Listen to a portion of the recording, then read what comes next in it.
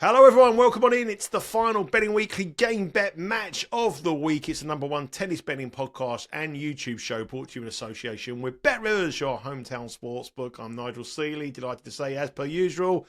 Joining me is the ATP Tour senior handicapper, it is Sean Calvert. We're looking ahead to Thursday's matches in round 3 of the final 1000, the Paris Masters. Good evening to you, Sean. Good evening.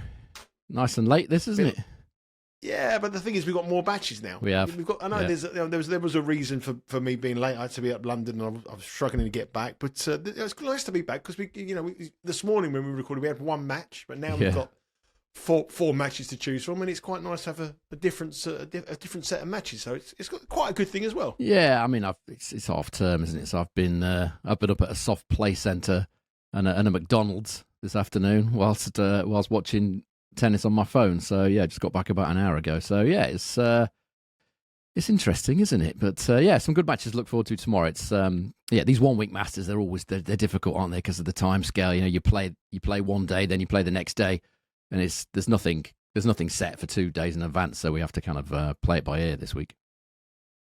Yeah, I mean, you said on this show many times before that sometimes you get a feel for a tournament, a read for a tournament. I'm getting the read for this tournament here because it's fast. Mm-hmm. The big servers are doing well. The court speed, it must be the quickest of the year so far from what I'm seeing from the human eye, especially down in the dungeons, as you say. I could do a whole show about conditions, to be honest, if you wanted me to. Not really, but I wouldn't mind a couple of minutes of it. Okay.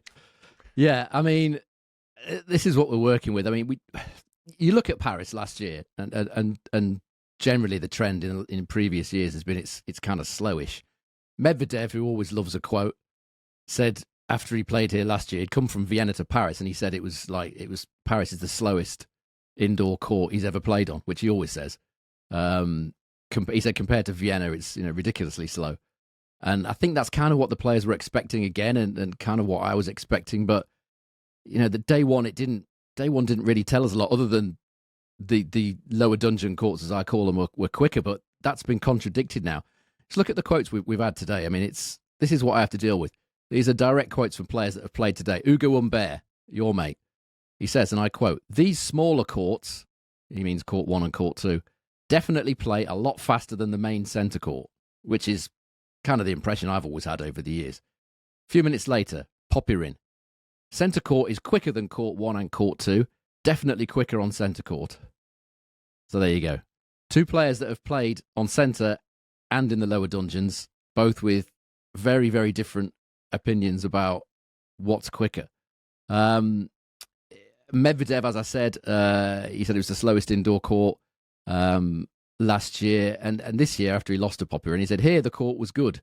It felt like the fastest on tour, so we're a bit surprised. We need time to adapt. So he didn't think it was going to be the sort of pace that he is, and it's only since after we recorded the show yesterday that the players have kind of come out and said all this. I think some of them hadn't played, had they? Alcaraz obviously hadn't played. I think he had a practice session, and the quotes came out after we'd recorded the show when he said it was, I think his quote was, "It's very, very fast."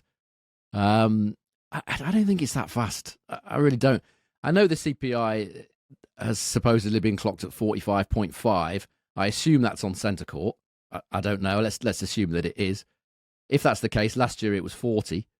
So that's quite a bit quicker. But you can't really go just on CPIs because it depends on the ball speed. If you're playing with really slow balls like they are here, the head balls that they play with here, that does slow it down a bit. Because if you look at CPIs across the season, the CPI in Indian Wells, which we all know is very slow, very high bouncing, that had a CPI of 36.9 this year. And Miami, which is a lot quicker, was 35.5. And Montreal, I think, was 37.2 or something like that. So if you're going on CPIs, Indian Wells is quicker than Miami, and it's almost as quick as Montreal, which we know is not the case. So, people get a bit excited about CPIs and courts being really quick and stuff. And I did some more stats, actually, based on Tuesday's play. Remember I did on the show yesterday the stats from Monday, and it turned out that courts 1 and 2 were quicker. Tuesday's play wasn't quite the same. Centre court was 78% first serve points won. It was 74% on Monday. I know there's different players playing. Court 1 was slower on Tuesday than it was on Monday, 72% first serve points won compared to 77. And Court 2 was also slightly slower, 80% on Monday and 77% on Tuesday. So overall, if you take all that, if any of you are still listening at this point, 76% is the average first serve points won. That's before a lot of the matches that are taking place today have finished, and we've got the stats in. So that, in short, I would say it's quicker than it was last year, but I don't think it's lightning quick. I think Alcaraz is one or two others are exaggerating a bit because these balls are quite slow, which slows it down a bit.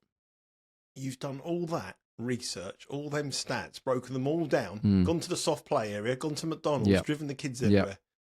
Superhuman effort, I must admit. Well, I've been this is what I do. Swanning around London for lunch. I love these stats. I find it very interesting. I'm interested in court speed. I'm very interested in it because it gives you opportunities. But sometimes it is frustrating when you've got sort of play like Humbert saying the outside courts are much quicker, and then Popper in saying, well, actually, no, that's the other way around. So that also shows me it is about opinion. Players see it differently. And Popperin played Berrettini down on the lower dungeon court. So there you go. You pay your money and you take your choice. For me, it's quicker than last year, but not insanely quick. Like Cincinnati was extremely quick, and the balls were flying all over the place because there's some altitude there. Here, the balls aren't flying around. There's no altitude, slower balls. I would say it was slower than Cincinnati. Slower than Cincinnati, but on the quick side. It is quick court, but not quicker as than quick last year, as everyone led to believe. And the players don't even know, so what chance have we got? What chance have the bookmakers got? But we know it's on a quicker round average court, but not as quick as everyone else is led to believe. Interesting first match we are going to discuss. But before we do that, our outright pick, Art or Feast, through to the last 16. Very impressive again today. Yeah. Didn't drop a set, 120 to 1 now, probably down to 16 with Bet Rivers. No outright markets yet, but I'm guessing around about 16 to 1. The draw looks like it's opening up for him as well. So he'll play the winner of Zverev and Greek Sports in play now in the next round. So looking good for Art or Feast from our pick from 120. And it's looking good for the French players. The French players are having a real good week here. Much better than last year. Yeah, much better than last year. Much better, and they never really perform well in the French Open either, but they're doing exceptionally well here. And one Frenchman we're going to discuss is in our first match. Is Adrian Mannarino, who's rolling back the form. He's had a terrible year this year, but he's playing his best tennis for a long time here. Up against Jordan Thompson. Jordan Thompson obviously beat a disinterested Casper Ruud last night. It's fair to say, very below par performance from the Norwegian. Jordan Thompson is minus 175, the Aussie. Adrian Mannarino is plus 138. And the total here, we haven't got a spread yet, but the total is 23.5 with over at even money and under minus 137. I suppose, given the form of Mannarino on the year, that's what those prices are being judged on. But his form this week, as I said, has been very, very good. He beat Tommy Paul in straight sets. He beat Zizou Bergs, an up-and-coming Belgian player, in a good win today. And he's got the advantage on the head-to-head. These two have met many times before, 8 times, in fact, and they've won 5-3 in the favour of the Frenchman here. So it's really, are you looking at Mannarino's form this year, home advantage, or are you looking at what he's done previously in 2024? I think, you have to take this in a bit of context because it's been a good day for quotes today. Loads of quotes coming through. There's quite a long one here from Mannarino explaining his form this year. It's nice of him to tell us now in virtually November. But he said, I suffered a serious injury to my foot at the Masters 1000 in Miami. Remember, that was back in March. 7 months ago? He's only telling us now. He said, I thought it would be a matter of a few weeks to recover, but it took several months before I could run normally again. I was fit to play this summer, but I lost a lot of matches in 3 sets. On the court, I had negative thoughts because I thought things weren't going to go my way. So, in short, he's got an injury they didn't tell anybody about. Carried on playing after a short break. Lost his confidence because he lost a few tight matches. But now things are going his way again. And I think this match it might come down to who wants it more. And I would strongly suggest that would be Adrian Mannarino. He's found his confidence again. He's playing well right now. He should be fairly fresh as well. He's only played 47 matches this year because of the implications of that foot injury. That's not many, 47. Zverev, who's on my screen here, is on his 82nd, I think, at the moment. So 47 is not exactly a heavy workload.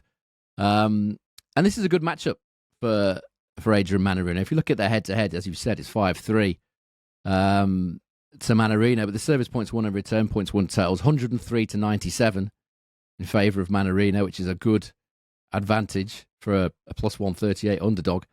And Thompson doesn't have a great record against left-handers generally. He's lost 16 of his last 24 main level matches against left-handers and 5 of his last 7. So not great on the Mannarino matchup, not great on lefties matchup generally. Thompson also admitted that he was feeling tired after what you just said really was a pretty, and I agree, was a pretty poor quality match against Casper Ruud in the last round. It was real end of season stuff that was, wasn't it? A lot of unforced errors. And he's played 100 matches in singles and doubles this season. Remember, he plays a lot of doubles, Jordan Thompson. 100 matches. I know doubles is easier on the body, but it's still more than doing nothing. So that, it's a lot. 100 matches. He's come here. I don't think he'll have the same motivation that Mannarino has. And if you're playing Mannarino as a player, you're thinking, God, this is going to be a battle.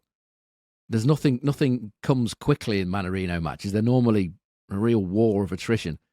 And perhaps, you mentioned that the French players are going well here, whereas, historically they haven't tended to generally.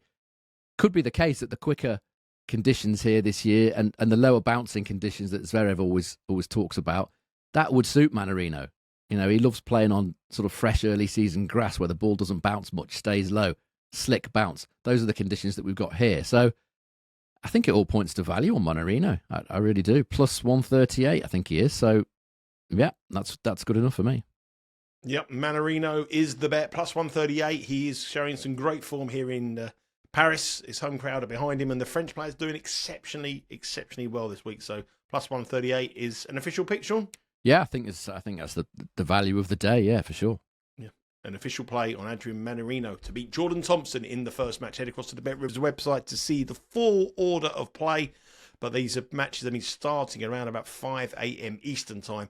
And remember, if you do bet Mannarino with BetRivers, you can bet live and watch live on the BetRivers app. So 6 a.m. start actually tomorrow. 6 a.m. these matches start. And our first bet is Mannarino on the money line to beat Jordan Thompson. Our second match is the match between Stefanos Tsitsipas against Francisco Cerundolo. Stefanos Tsitsipas is having a bad run of form at the moment, not playing his best tennis, but he's got the talent to go deep in this tournament. He's got the talent to do very, very well, but he's playing underneath that talent for sure. But he's a favourite with BetRivers to beat Cerundolo, who's plus 160. The spread is 2.5. The total here is 23.5. They met once before, and it was only last week in Basel where Tsitsipas won in 2-1. Tough match, come through in 7-6 in a tiebreak with 2 tiebreakers as well. 6-7, so he won 6-3, 6-7, 7-6. So a real close run thing there in similar kind of conditions to what they're playing here. We talk about the race for Turin. Tsitsipas has a very, very slight chance of still qualifying for Turin if he wins this tournament. So he's got an incentive to go well here. Does he really want to go there? Has he got the form to go there? I'm not so sure. No, but he is favoured by BetRivers here at $-2. But given this form, I know he did beat Cerundolo last week, but on his form on the year, you have to be quite a brave man to take $-2 and Tsitsipas in this current version of him. Yeah, I wouldn't take it. I mean, someone asked him about Turin the other day, and I think he said, well, I haven't really thought about it. If it happens, it happens. I mean, that's doesn't sound like a guy who's particularly concerned about it. And this is something that has been said about Tsitsipas. His physical trainer said it, didn't he, back in the summer? I think he said he certainly questioned his work ethic, Tsitsipas. I think he said something along the lines of, he's not going to get where he wants to be with that work ethic, and then promptly left. So, this isn't the same Tsitsipas that maybe people saw a couple of years ago, 2-3 years ago. As you said, this pair played last week in Basel. Cerundolo was a breakup in the final set, ended up losing in a final set tiebreak, as he tends to do, Cerundolo sometimes. Again, wasn't a great match in terms of quality, and even Tsitsipas admitted that it wasn't a good quality match, which is quite rare for him. Normally, he comes off the court and he says, "Oh, I played great. I was magnificent." He doesn't mind giving himself a big up after the match. But even he said it was a poor quality encounter. He probably did deserve to win it in the end, 103-97 in terms of the service points winner and turn points winner totals in that match. But having said that, Cerundolo won 63% of his second serve points that day, with Tsitsipas only winning 47%. So you could argue that Cerundolo was the better man for the back of the court, probably the bigger serve and slightly more aggressive sort of forehand intent. Probably just got Tsitsipas over the line in the end. But this is two guys that, they've had very inconsistent seasons. Tsitsipas hasn't won 3 matches in a row in any hard court tournament since the Australian Open, which is quite staggering, really, isn't it? It just shows you how little effect he's had on hard courts this year. All his best work has been done on clay. And Cerundolo, incidentally, hasn't won 3 matches in a row on any hard court tournament since Miami 2023. So he's not been great on this surface or generally on hard courts either this season. I watched quite a bit of Tsitsipas against Caballes-Baena the other day. Lots and lots of errors from Tsitsipas, not just on the backhand, but the forehand as well. A lot of loose games. I know he said he was, another excuse, he said he was sick before that match, so that was his kind of excuse for a poorish display. But overall, he just doesn't look as focused as he used to be. As I said, his physical trainer said his work ethic wasn't there, and he just doesn't look, to me, he doesn't have that same demeanor about him. I don't know what you think, but he doesn't strike me with the same confidence and the same, I don't know, the same energy, the vigor, call it what you will. He doesn't seem to have that these days. I think it all went wrong when he had that relationship with Badosa. Maybe. And I know, I think it all went wrong. I think he fell in love.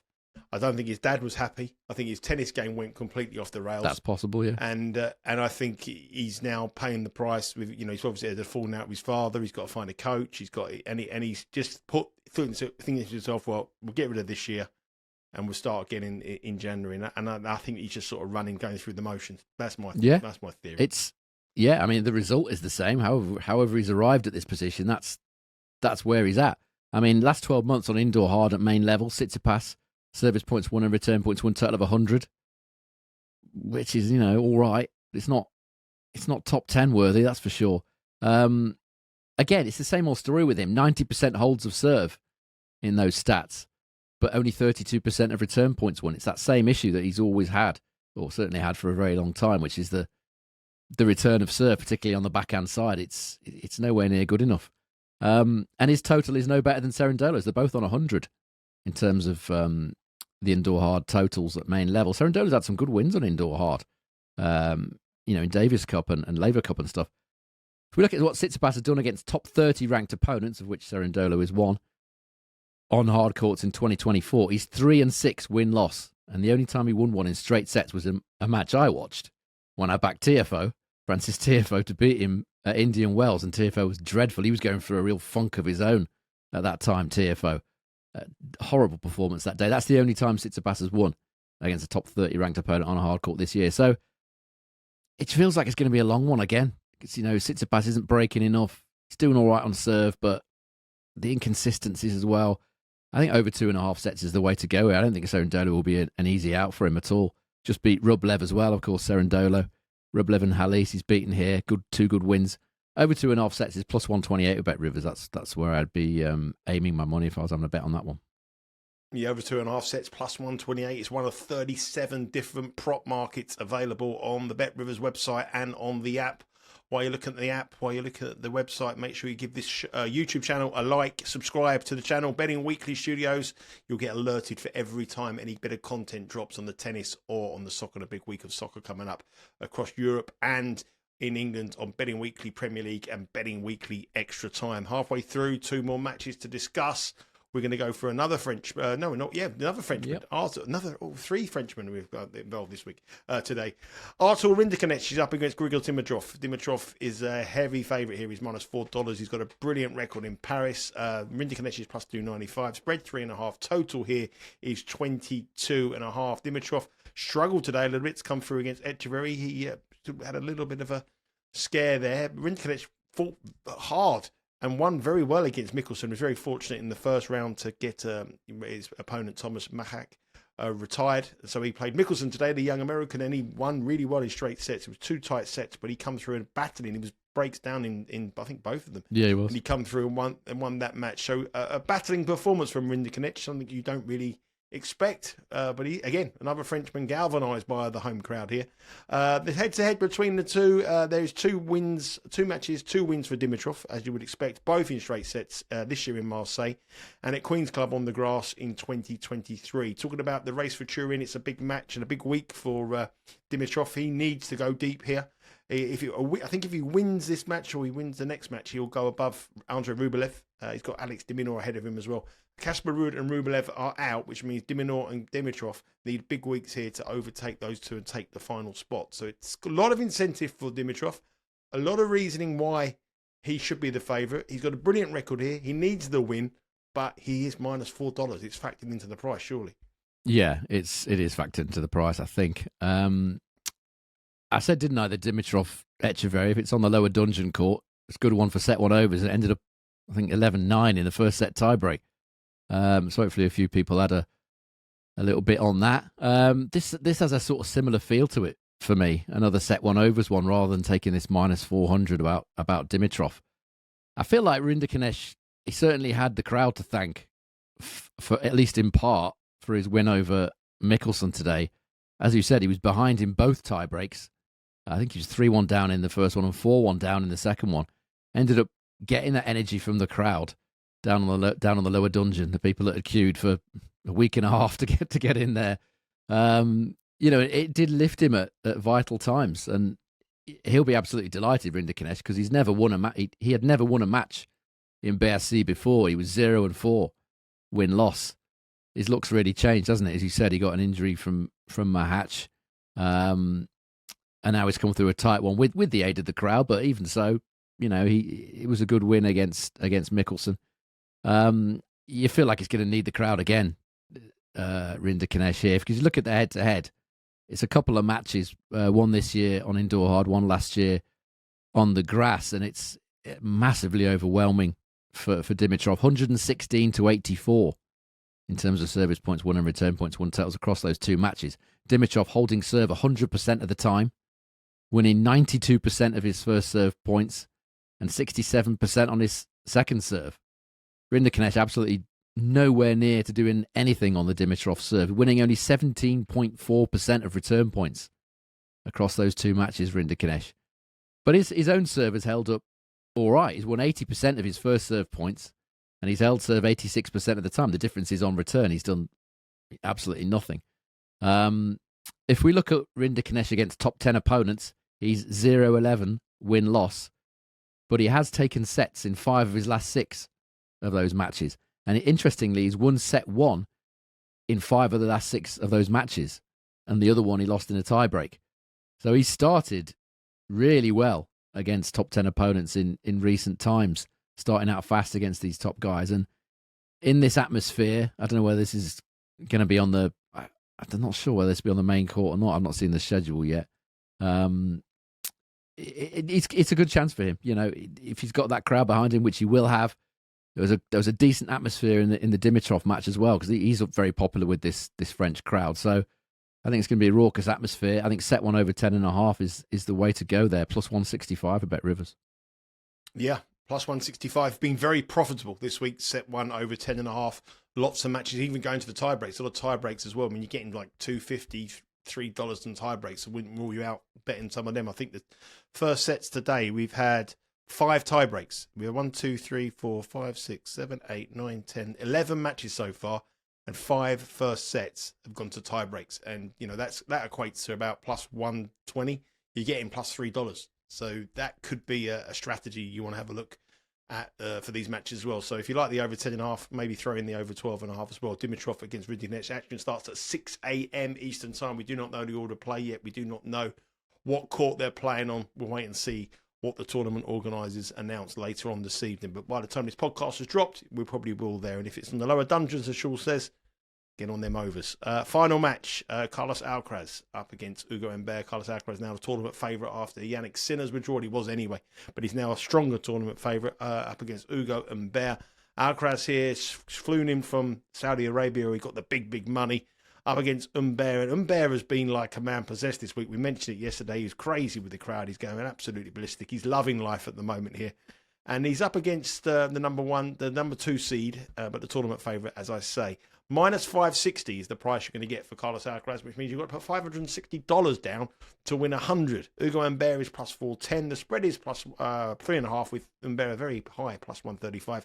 And the total looks cheap here to me, over 21.5 at minus 134. I might even move that toggle on the BetRivers website where you can go up and down the total and even play on the 22.5. But, I'm quite a negative man when it comes to Hugo Humbert. I've never forgiven him. I've never, ever got over his terrible, terrible performance at Queen's Club. But you know what? I quite like him in this matchup. Something tells me about him that he's pumped. He's lefty. He's going to give Carlos Alcaraz problems. I want to get with him some way. My first reaction is to look at those games at 21.5. I think they're cheap, but somebody's drawing me into the money line here, plus 410. It's kind of tempting, isn't it, given the sort of the A game that Humbert has. It just doesn't tend to stay there very long. I mean, he can be brilliant for short spells and absolutely dreadful 5 minutes later. That's what makes him so frustrating to bet, the inconsistencies in his game. I wonder if the slightly quicker conditions will help him as well. You've got to wonder why they haven't made it quicker before. People like Humbert, Mannarino, Rinderknech, all these guys would prefer it quick, you would have thought. But I think perhaps the thinking is that do you remember in a few years back when Guy Forget was the tournament director and he made a big thing about making it quicker for Roger Federer and he didn't turn up. I remember it distinctly. It was super embarrassing for the FFT because they're doing this thing, it's going to be quicker. Yeah, Roger will like it, and he didn't used to play this very often, did he? Because it was right after Basel, and he didn't pretty much won that every year, and he was always a bit less enthusiastic about this. This is always Djokovic's tournament. This has always been Djokovic's tournament, isn't it? Which is probably why it's been slower. Yeah, because if the main guys, the main draws, the people that put the bums on the seats are the kind of guys that don't like it particularly quick, then the tournament directors are going to be tempted to make it slow. I'm not sure why they've made it quicker this year. Maybe it is because of maybe Fils. I don't know. I think it's because of them. Humbert, I think Fils maybe Humbert and Petchi Perregard. I mean, he's the biggest server in the world. I mean, you've got to be quick to get a Frenchman have a chance. Yeah, I mean, could be that serve of him. I mean, he was absolutely exhausted today, but that serve is like Karlovic. Yeah, back in the day. It's very hit and miss, though, isn't it? I mean, until it all clicked in Basel, I think he lost 8 of his previous 9 matches in Petchi Perregard. And the one that he did win was against the world number 365. So he's very, very up and down. Yeah, but when that serve is clicking, you can't touch it really, can you? I mean, Alcaraz clearly isn't a fan of the court speed here, given what he said after the Jarry match. So, maybe this will be a test for him. It just feels to me like he's managed his schedule better this year, Alcaraz.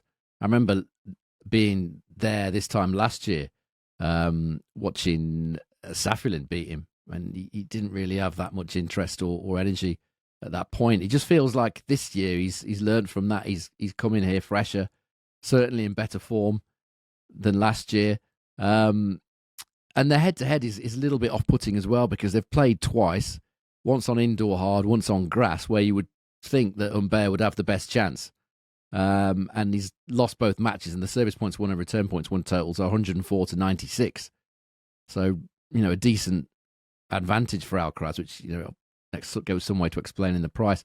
Humbert's actually only held serve 68% of the time in those 2 meetings against Alcaraz, which is very, very low for an aggressive, big-ish server like Humbert, lefty, difficult serve to return. But in those stats, Alcaraz has taken 60% of his breakpoint chances. Humbert's only taken 26%. So not surprising that Alcaraz has been the better player out of these two on the big points. You would certainly put Alcaraz's temperament, confidence, belief, call it what you will, higher than Humbert's. That's for sure. It depends what we're going to get from Humbert. If he comes out whipping the crowd up, he starts great, maybe serves first, maybe wins the game, first game to love, gets the crowd going, comes out firing, red lines his game, which he's got to do. His kind of mediocre game isn't going to get this done, you wouldn't have thought. But, he's got a chance of doing at least something. A set is a possibility, plus 1.5 sets is certainly an option there, plus money with BetRivers. I'm just not sure I can see him redlining his game and keeping it there for long enough to beat an Alcaraz that is interested.